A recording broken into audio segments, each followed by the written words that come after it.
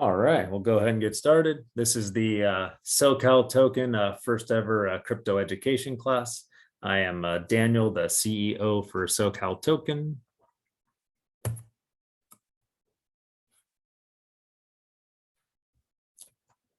The disclaimer, everything discussed or said in this presentation is not to be taken as an attempt to influence any of its participants to invest in cryptocurrency, including SCT, Socal Token itself.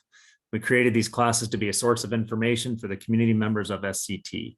All information provided in these presentations are the sole intellectual property of SCT and shall not be modified, distributed, or shared in any way without the written consent by SCT. The information is published in good faith and for general information purposes only. SCT does not make any warranties about the completeness, reliability, and accuracy of the information provided.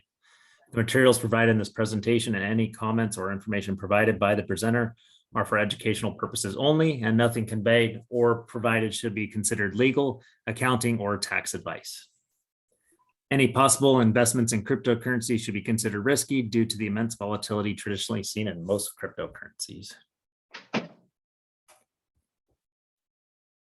And welcome to Cryptocurrency Basics 101. As I said, I'm Daniel, the CEO for Socal Token. We can go around and everybody can introduce themselves and say hi. Oh, you're on the phone? Hey guys, my name is Robert. I'm the CTO of Socal Token.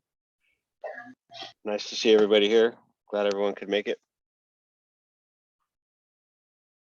Hey, I'm head of investor relations for Socal Token. Glad to have y'all here.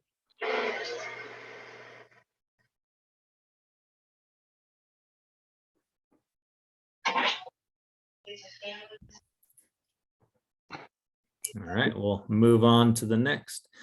So the first slide, what is cryptocurrency? Is a digital currency in which transactions are verified and records maintained by a decentralized system using cryptography rather than by a centralized authority.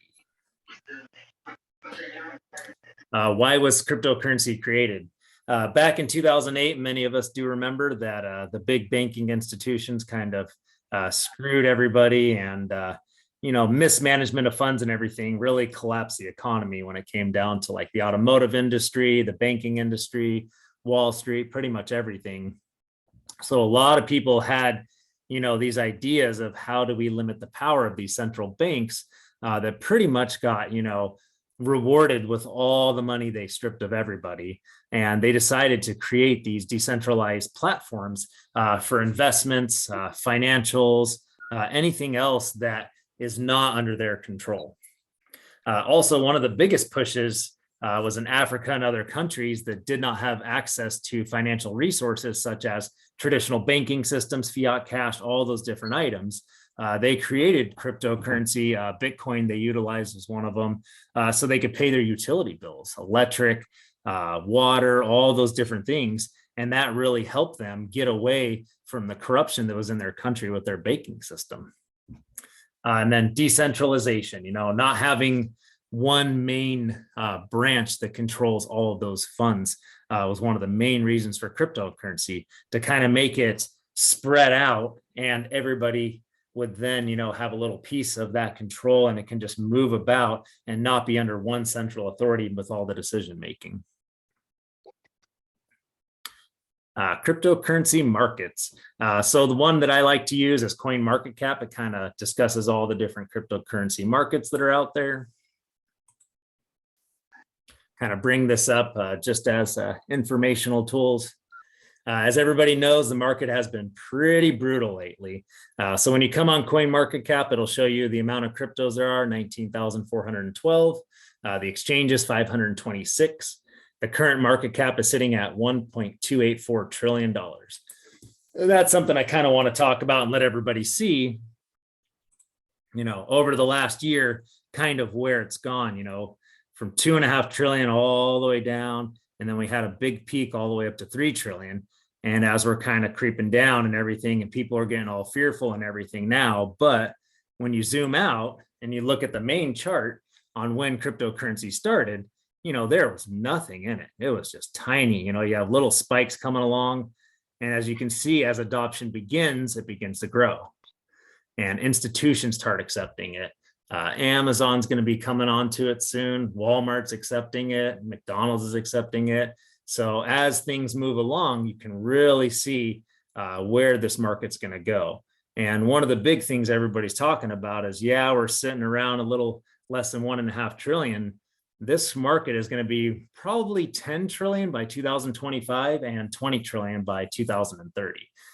So when you're sitting at 1.28 trillion right now, you could see that's going to be 10 to 20 times that amount for the entire market.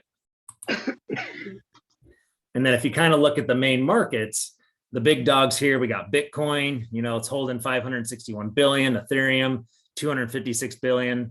And they always show, the Bitcoin dominance and where it's at. So the Bitcoin itself holds 43.7% dominance over the entire market.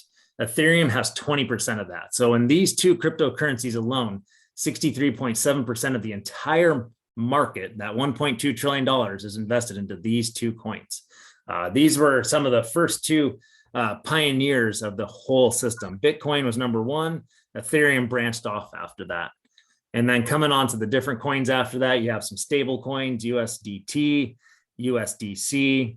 And what the stable coins are is they're pretty much based off, what the dollar is worth, right now, 0.991. It doesn't change on that. These are coins you can buy, you can hold, and the value of them is never going to change. USDT fluctuates from like 0.99 to like 1.01. And then you can kind of see some of the other ones, BNB, XRP, Cardano, Solana, and it goes all the way down the list.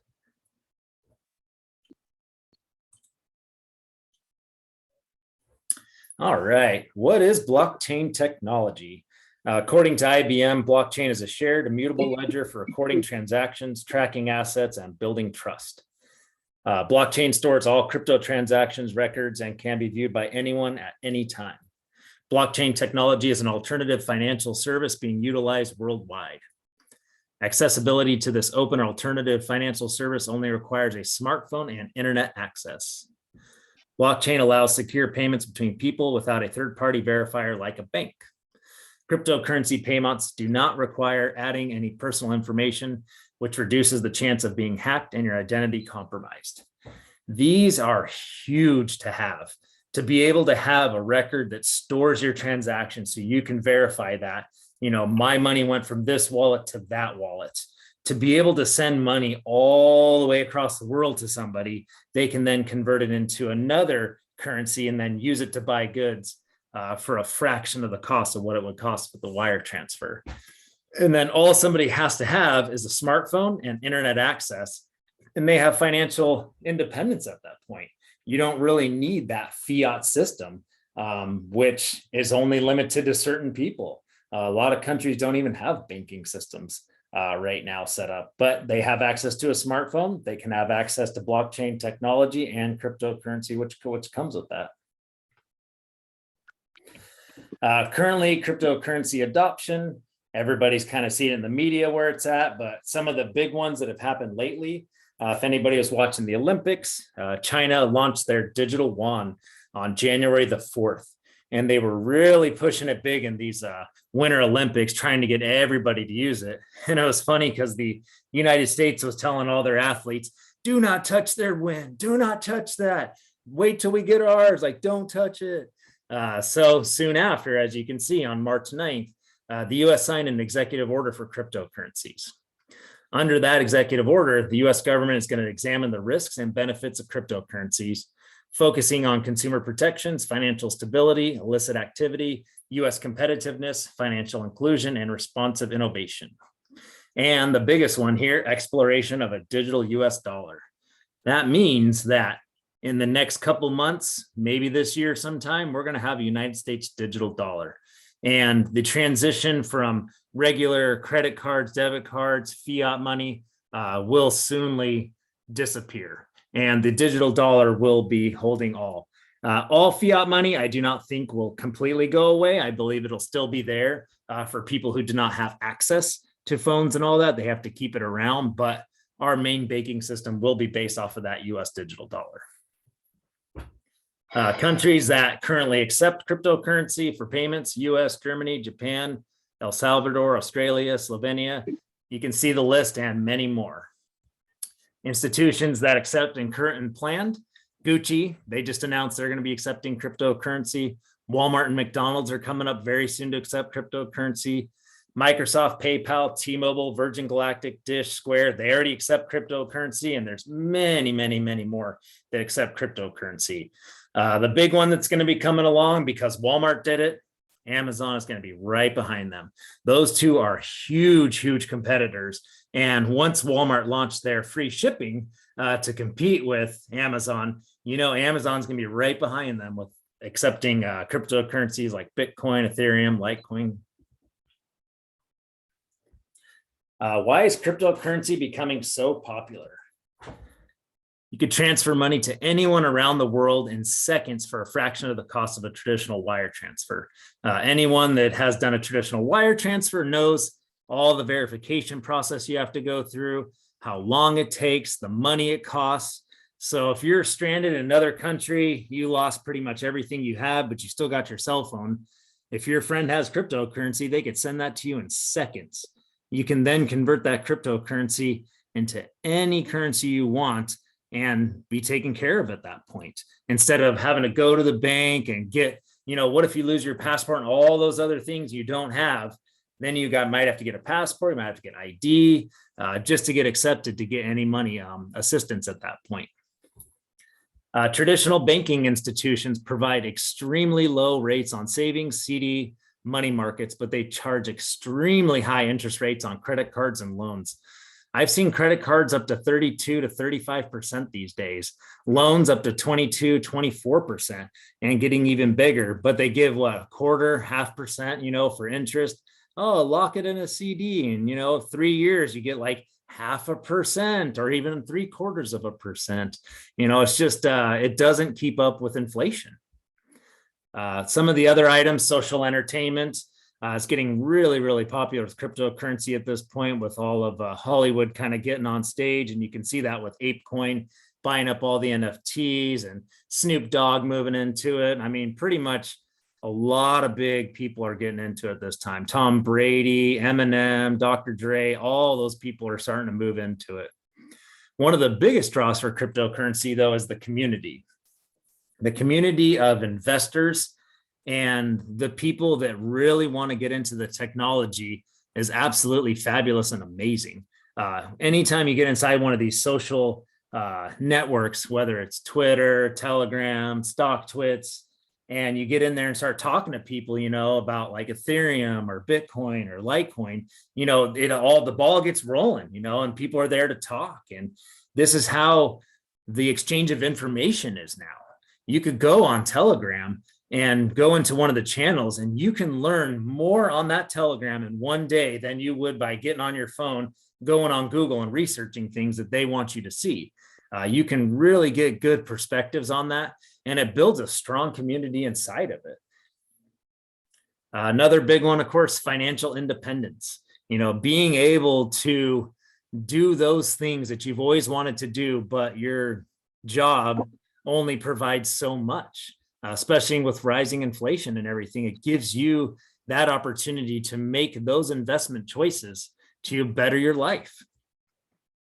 One of the big ones, of course, hedge against the rate of raising inflation right now.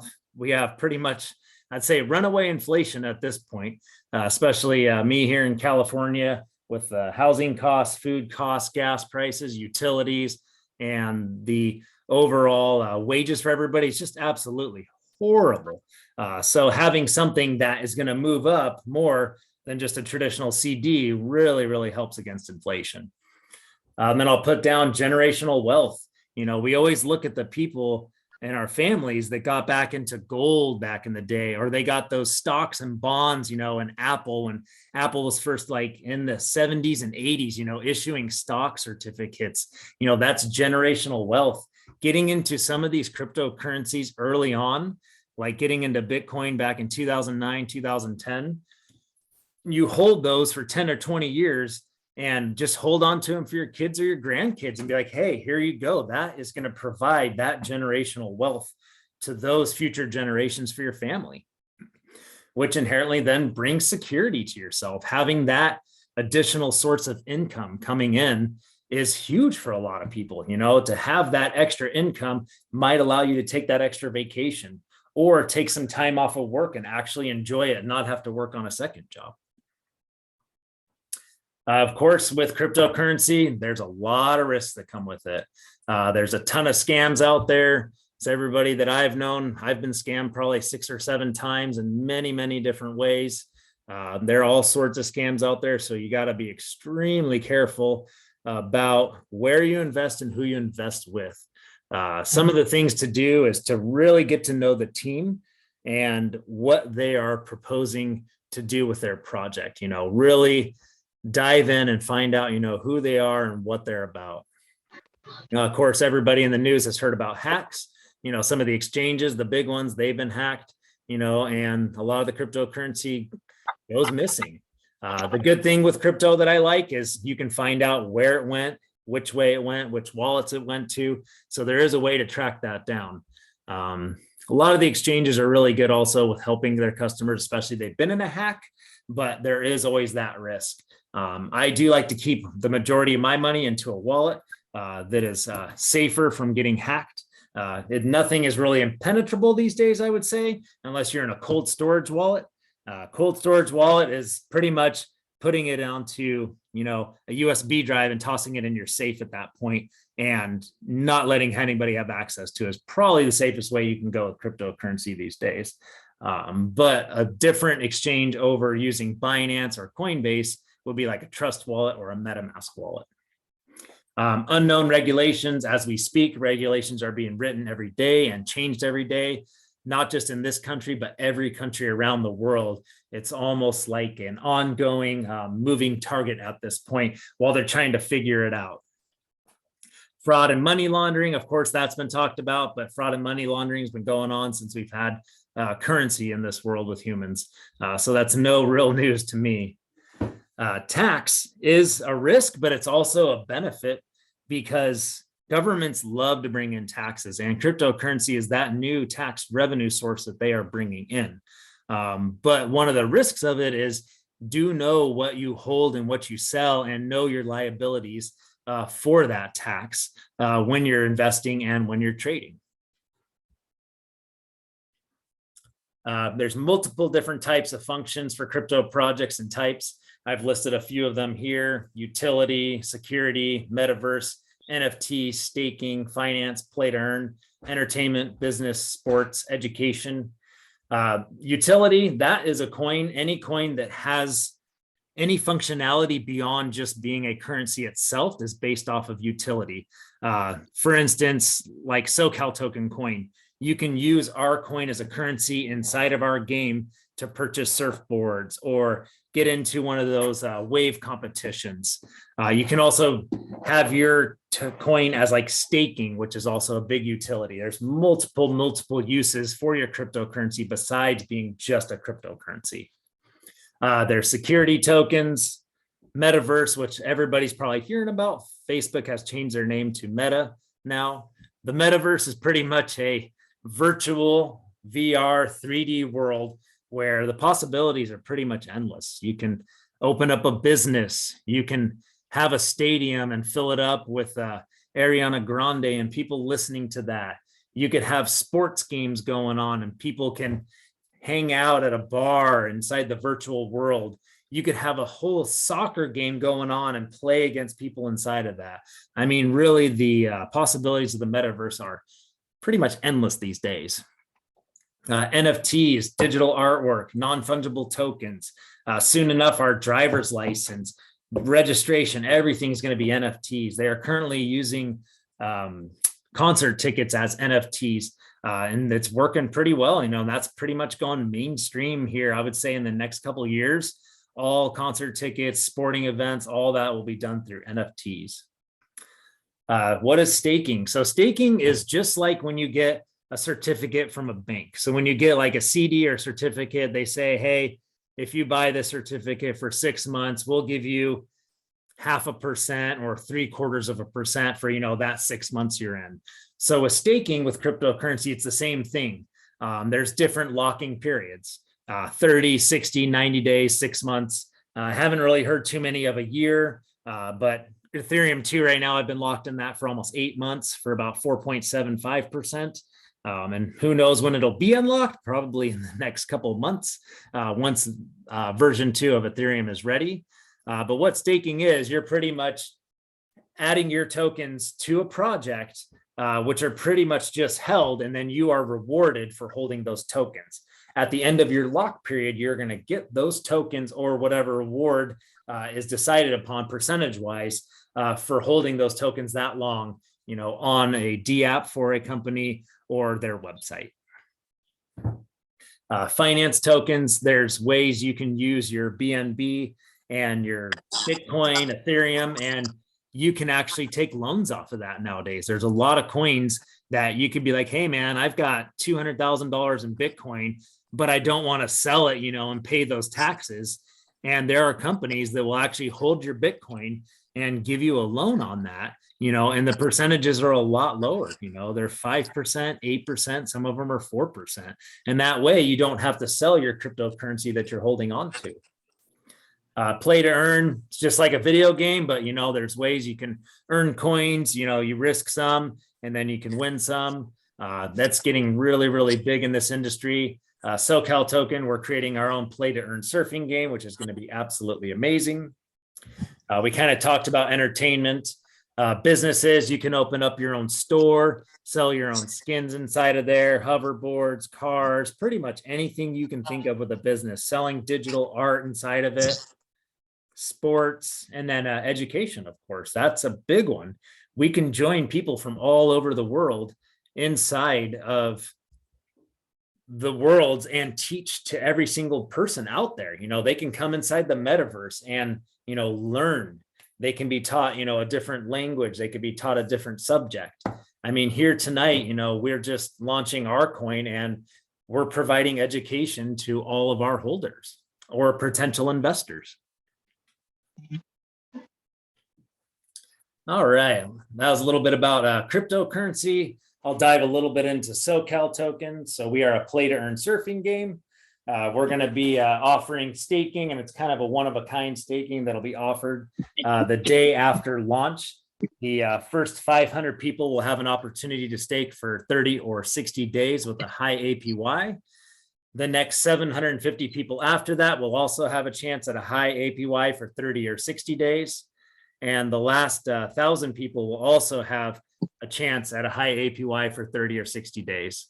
And then our final staking percentage will be 50%, unlimited, as much as you want, as many wallets, until we hit 100 million market cap.